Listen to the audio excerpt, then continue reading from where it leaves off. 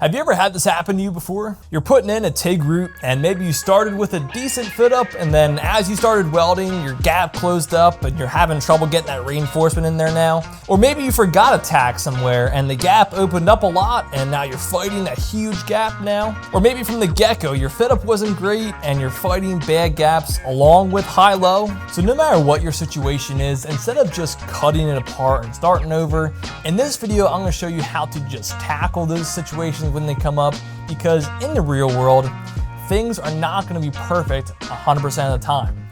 You're gonna be put in situations where things are just gonna go sideways when you least expect it, and you're gonna be left trying to figure it out and adapt on the fly in the moment.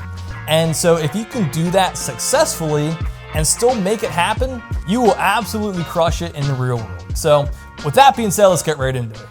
So first things first, when it comes to welding bad fit ups like this, there is a line here. And yeah, you can make things work if it's a little off, but when you have crazy high-low and massive gaps like this, if you have something this crazy, cut apart and refit this. This is just unacceptable. So we're just focusing on the root pass today because the root is going to be the trickiest to do, trying to fill these awkward gaps and bad fit ups we'll be going over today and still get good results on the inside. So let's start off with a little bit more of a realistic situation here. And so right here we have a little bit of high-low. Now high-low is when the two pipes that you're welding together aren't quite aligned with each other. So the biggest concern here when welding this thing out is making sure that you're not undercutting either one of those bevels on the inside of the pipe. So to prevent that, we have to be super intentional and making sure that we're strategic on how we're feeding our wire when we're putting in our root here. So for example, the position we're welding in here is the 6G position. So when you would weld this thing out with a normal fit up, generally you would favor that top bevel anyway in this position because of how it's positioned and how gravity is affecting it. But in our situation, we have high-low too here, and that top bevel is hanging over that bottom bevel. So that's also gonna make that puddle fall out even more from that top bevel. So we really gotta focus on keeping that top bevel intact when we're putting in our root here. So as you can see, once I'm welding here, what I'm doing to compensate for that high-low and gravity here is that I'm focusing my wire on that top bevel and keeping it there as I'm traveling along to kind of hold that puddle from falling down and undercutting that top bevel. And so I'm just going to continue doing that technique all the way up on this side of the pipe. So for the other side of the pipe, the high-low is going to be opposite. And that bottom bevel is going to be hanging out farther than the top bevel on this side. And so that's the one that's going to be more prone for undercut now. But we're still fighting gravity the same here, and we're still in the 6G position. And it'll continue to push out that puddle out of the top bevel. So this is where it gets a little bit more trickier now because both bevels really need attention while we're welding this.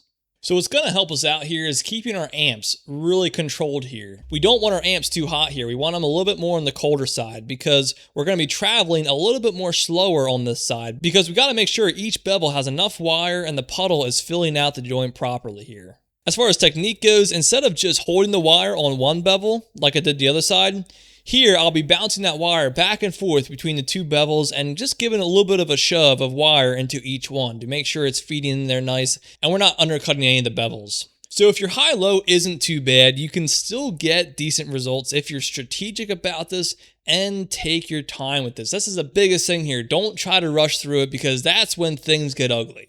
So let's move on to how to tackle bad gaps. Alrighty, so for example's sake, I tacked these two pipes together with one side slammed shut and the other side with a big old gap. So actually I'm going to weld this twice. One time I'll weld it with the big gap on top and slam gap on the bottom. And then another time I'll weld it with a big gap on the bottom and a slam gap on top. Just to show you two different weld scenarios. So the first one I'm going to tackle here is with a slammed gap on the bottom and a big gap on top. So what I'm going to do before I even start welding on this thing, I'm going to open up this bottom slammed gap here with a grinder. Now I went over this grinding method in a couple of my previous videos, but instead of just grinding straight into it like this, what I'm going to do, I'm going to pivot the grinder back and forth like this.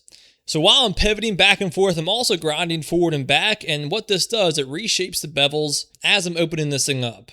Now, once you're done, you really want to make sure that there's no grinding burrs on the inside of the pipe before you start welding on this thing, because those things are going to cause all kinds of issues. Now, once it's opened up to a normal gap size now on the bottom, what I'm going to do here is I'm going to backfeed this to make my life a lot easier when I'm trying to get reinforcement on the bottom there. If you want more detail on the backfeeding technique here, I made a whole video going over that, so make sure to check that out if you haven't done so already, because I go into a lot more detail in that video. So once I get closer to the top of the pipe where the gap starts getting really big, I'm going to turn my amps down slightly here to avoid dropping in too much.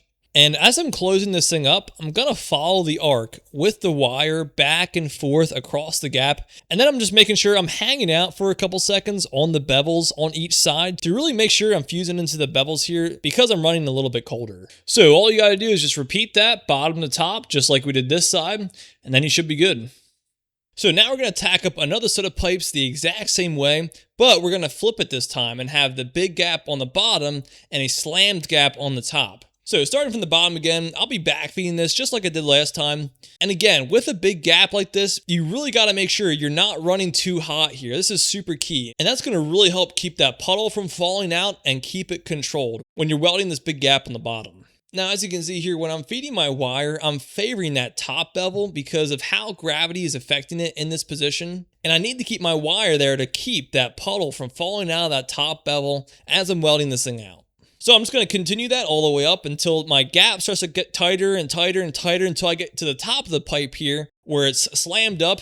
Now I could have grinded this out just like I did on the other joint and kind of opened it up to help get better penetration. But since we're on the top of the pipe now, gravity is going to help us out here. And it's not really necessary to do that on the top of the pipe here. And so I'll show you right here how I do it with my technique. I'm running a foot pedal here, and as I get closer to the slammed gap, I'm increasing my amps. And then as you can see right here, I pull out my wire from the puddle. So what I'm doing basically is just letting that puddle drop in and consume the bevels. And then I'll push in some wire to push in some reinforcement into the inside of the pipe. And then I'll pull back out the wire. And then I'll just repeat that all the way through this slammed gap on the top of the pipe here. Now, as I'm coming up to the top of the pipe, we run into an issue. You can see right here, it just blows open. And yeah, I get a ton of porosity right there. And it turns out I ran out of gas. I looked on my gauge and I thought I had enough gas, but as you can see, once I tap it here, that gauge was just not working and I'm dead empty. So what I want to do here is show you guys how I fix this. So what you want to do is really grind this in just like we did before with the whole pivoting the grinder back and forth as I'm grinding forward and back to really open this thing up and grind it thin and kind of reshape our bevels too.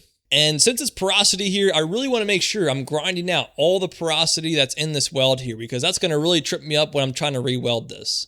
So once you have all the porosity grinded out and it's grinded super thin, I'm basically going to weld right through this just like I normally would with a tight gap and just weld a little bit hotter with my amps and let that puddle drop in and start to swirl. Then I know the bevels are getting consumed on the inside and it's dropping in. And then I'll push in some wire and then pull it back out to let it drop in and consume again. And then I'll push some wire back in there to push that reinforcement in there, pull it back out. And then I'm just going to repeat that all the way through this. Now, if you want more detail on how to fix defects like that on your TIG roots, I made a whole video going over a lot of different TIG root defects that you can fix: cold wire, lack of fusion, excessive reinforcement, lack of reinforcement, etc. So if you want to learn how to fix your TIG root defects in more detail, make sure to check out that video. So once we get to the top of the pipe, all I did was just repeat what I did on this side, on the opposite side. And so this is what we came out with. Alrighty, so the last thing I wanted to bring up in this video is that if you're in a situation where you need to pass a weld test, or maybe your weld is getting shot for x-ray, like, you want your fit ups to be as perfect as possible here. And if you don't have that, you'll be fighting it so much more unnecessarily when you're trying to pass a weld test or pass x-ray. So if you have a bad fit up and you're in those critical weld situations and you have the option to cut it apart and refit it, by all means do it. It's gonna make your life so much more easier. But like I said in the beginning of this video, in the real world, you will be put in situations where you're not gonna have that perfect fit up. You're gonna have big gaps, tight gaps, high, low, and it's not an if it's gonna happen, it's a when it's gonna happen. And your ability to be able to adapt in those situations and still make it happen is extremely valuable, and you will just absolutely kill in the real world. So if you have a weld test coming up that you're super nervous about, I made a free training video going over how I recommend preparing for a weld test so you can be a lot less stressed and nervous on test day. So if you want to check that out, just hit up that link down below and enter your email, and then I'll send it right over to your inbox. So if you have any other questions on any part of this video, or if you need help with anything at all, just let me know down in the comments, or just email me at luke@lukesfablab.com. And yeah, don't be afraid to reach out, guys. I'm here for you. So with all that being said, hope you guys liked the video, and we'll see you in the next one.